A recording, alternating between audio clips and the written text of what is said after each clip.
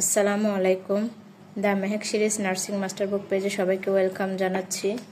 আজকে আমরা যে টপিকটা নিয়ে আলোচনা করব সেটা হচ্ছে টাইপস অফ ফ্লুইড। কথা না বাড়িয়ে চলে যাই। আমরা কি জানি? ফ্লুইড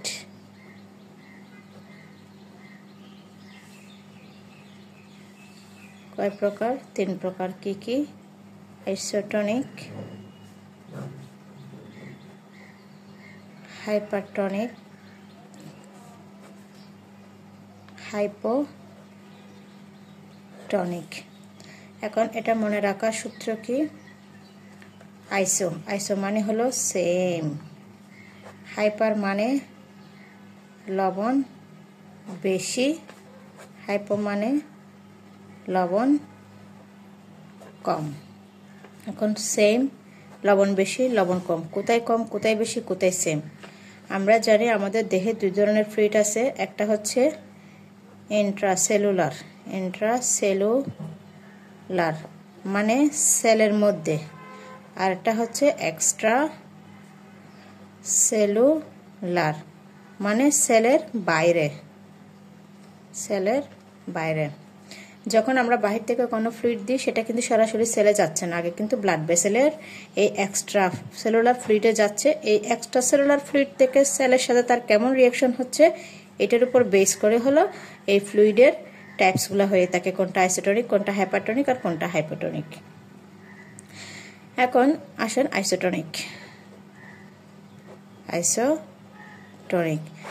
কি বলেছি? আইসোটোনিক মানে সেম। ধরেন আপনি একটা ফ্লুইড দিলেন, ফ্লুইডটা কোথায় গেল? আপনার সেলের বাইরে বা ব্লাড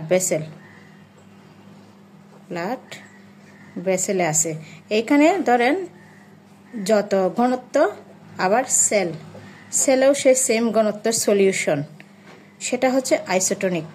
ধরেন 0.9% NaCl আমরা বহুল ইউজ করি। এই 0.9 NaCl হচ্ছে ওর যে ঘনত্ব সেটা এক্সট্রা সেলুলার ফ্লুইডেও যায়, সেটা সেলের ভিতর বা ইন্ট্রাসেলুলার ফ্লুইডেও ঠিক তাই। সেজন্য এটাকে আইসোটোনিক সলিউশন বলে। যেমন 0.9% NaCl, তারপর হচ্ছে রিঞ্জার ল্যাকটেট, এই দুটা হচ্ছে আইসোটোনিক সলিউশন। এবার আসি আমরা হাইপারটনিক।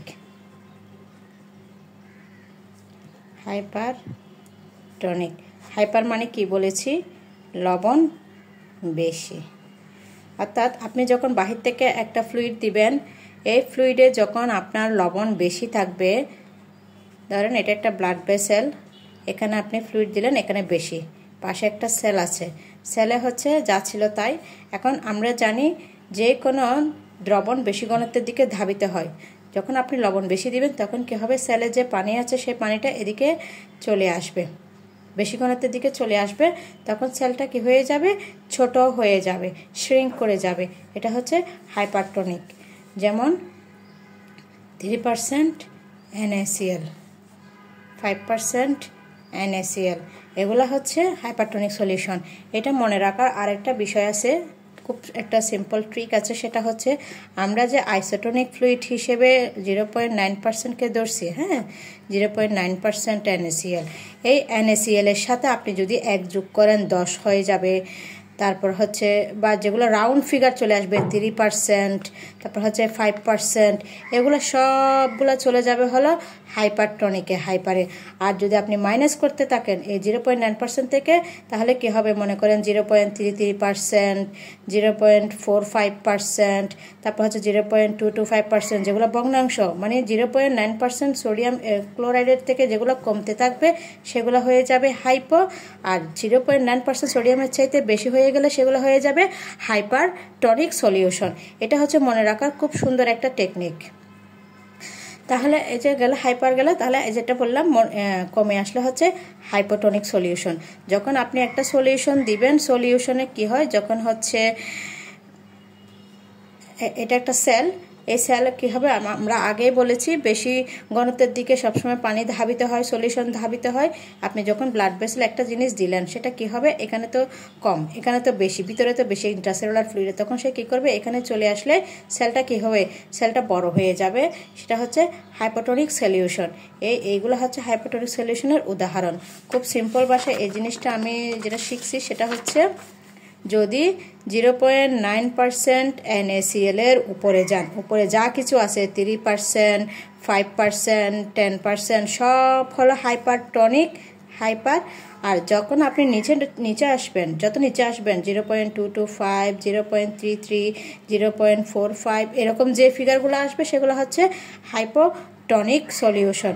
আশা করি আজকের এই ভিডিওটা দেখার পরে পরীক্ষায় যখন আপনি MCQ দাগাবেন, কোন ফ্লুইডটা কোথায় পড়ছে সেটা আপনার আর কখনোই ভুল হবে না। Thank you.